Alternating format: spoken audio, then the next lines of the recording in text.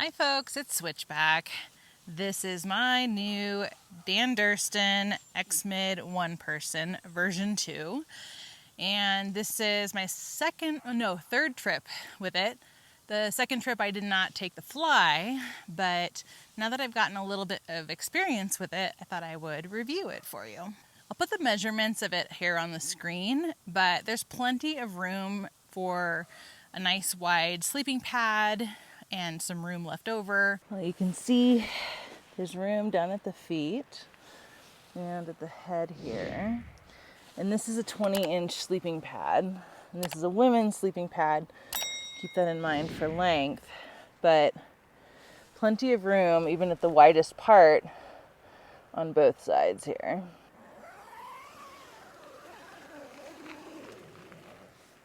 I dig the pockets. There's 2 of those right there.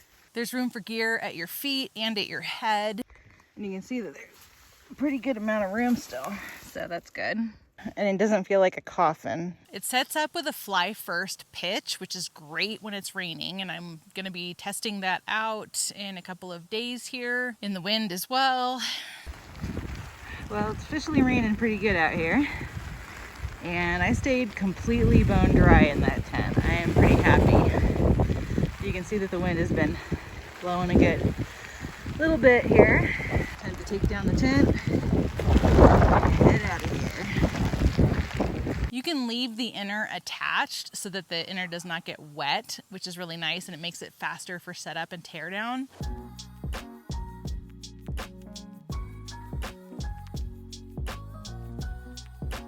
You can also use the inner by itself with the addition of the Stargazer kit. It can be set up with as few as 4 stakes, which is what I have it set up with right here, or up to 12.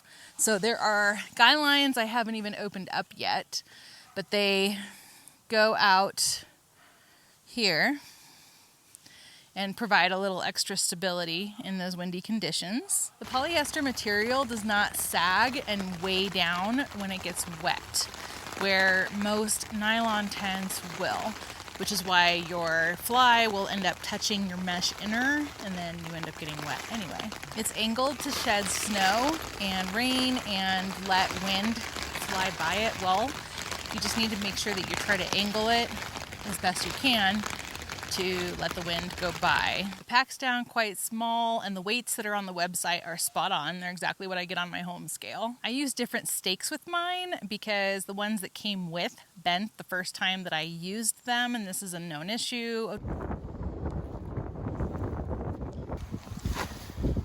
All right.